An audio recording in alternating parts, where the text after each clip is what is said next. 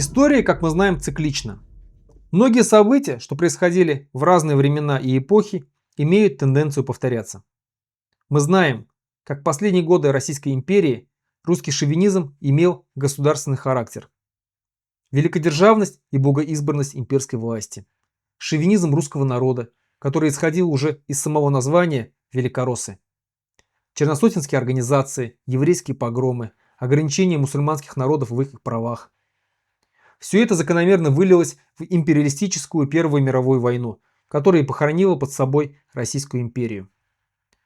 Пришедшие ей на смену большевики со своей коммунистической идеологией сперва в своих словах и обещаниях опирались на дружбу народов, интернационализм и право наций на самоопределение. Но уже при реализации в самом усеченном виде права на самоопределение в виде образованных автономных и союзных республик, национальные элиты этих самых республик встречали на местах сопротивления со стороны кого? Русских коммунистов, которыми точно так же двигал тот самый великодержавный шовинизм. Во время Второй мировой войны Сталин вновь внедрил идеологию о величии русского народа, старшего брата, ведущей нации, прогрессивное влияние русской нации, русской культуры, русского языка во все сферы жизни страны. В СССР со стороны русского народа было негативное или откровенно враждебное отношение к репрессированным и депортированным народам Поволжья, Кавказа, Крыма. Их называли предателями, коллаборационистами и считали, что с ними поступили, как они того заслуживали. За долгие годы идеологической обработки сознание большей части русского населения оказалось отравленным ядом шовинистических чувств. Мы помним все эти высказывания в поздний советский период, особенно в городах национальных республик. Спустились с гор, разговаривайте на нормальном языке, чурки, хачи, мамбеты, авояры, мы вас всему научили, мы вам все построили. Помним. Потом последовал развал СССР. Если все народы, населявшие СССР, получили свободу, кто полную в виде независимости, кто частичную в рамках суверенитета национальных республик в Российской Федерации, русский же народ оказался единственным, кто почувствовал себя униженным и оскорбленным. Русские горько переживали о развале Советского Союза, кричали о предательстве, о том, что их обманули. Они никак не могли смириться с тем, что теперь они в 14 бывших союзных республиках не являются главным и привилегированным народом, что их русский язык вытесняют и не хотят больше признавать великим, как раньше. Шовинизм и реваншизм рос в народе. Это вот можно взять отдельно яркий пример. Русский народный фильм «Брат и брат 2» со всеми впоследствии ставшими знаменитыми высказываниями по типу «Не брат ты мне, гнида черножопая», «Скоро кирдык вашей Америки», «Вы мне еще за Севастополь ответите». И надо отметить, что эти фильмы выходили в прокат еще до полного прихода Путина к власти. Этими настроениями очень удачно и воспользовался Путин, который сам всегда точно так же думал и иногда открыто говорил.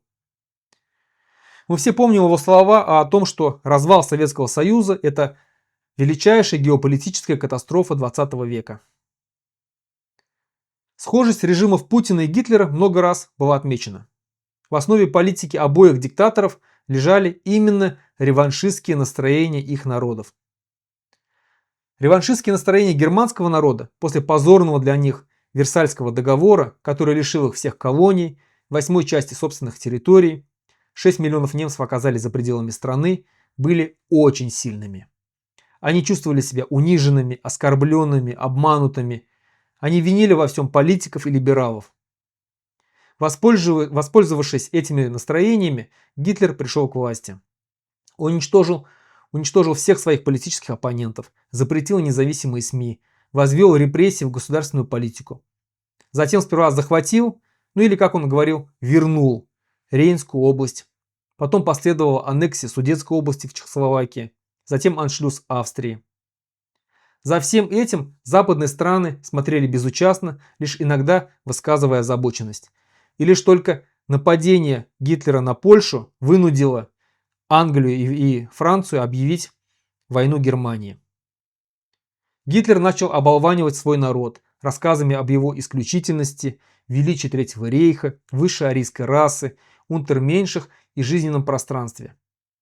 Точно такие же реваншистские настроения и чувства были у русского народа и его национальной элиты, когда распался СССР. Они не могли с этим смириться и обвиняли во всем Запад, США, Горбачева, НАТО, евреев, мировое правительство, кого угодно, но только не себя. Не могли они и смириться с тем, что бывшие союзные республики теперь стали независимыми государствами, а национальные республики внутри России обладают хоть какими-то правами и не очень-то слушаются Москву. Точно таким же путем, что и Гитлер, пошел и Путин, который точно так же усиливал из года в год репрессии в России, уничтожил сперва системную, а затем и внесистемную оппозицию, начал гонения на свободу слова, уничтожил независимость Ичкерии. В стране нарастал милитаризм, что в итоге вылилось в нападение на Грузию. За всем этим также западный мир смотрел безучастно, лишь иногда высказывая озабоченность. Русский же народ вместе с что с системной, что внесистемной оппозицией восторженно рукоплескал победе России над Грузией. А когда произошла аннексия Крыма, русский народ просто залился в экстазе, а Путин стал национальным лидером и героем. Западные страны уже к тому времени немного озаботились, даже ввели немного санкций, но продолжали сотрудничать с путинским режимом во всех сферах. И лишь полномасштабное вторжение в Украину вынудило западные страны начать действовать открыто против Путина.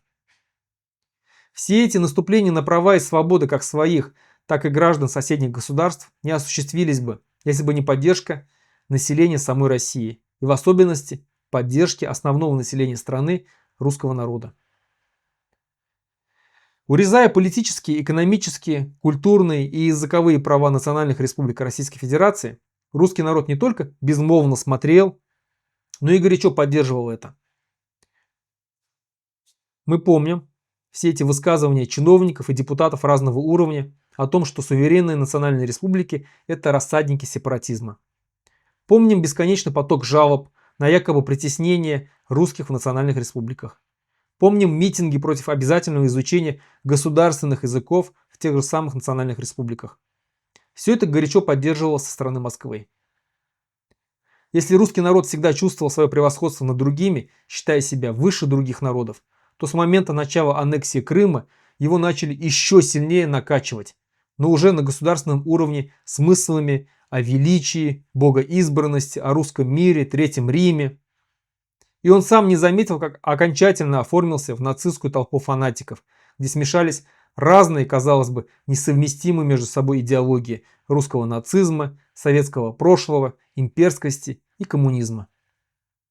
Все это в итоге и закончится точно так же, как и закончилось в гитлеровской Германии.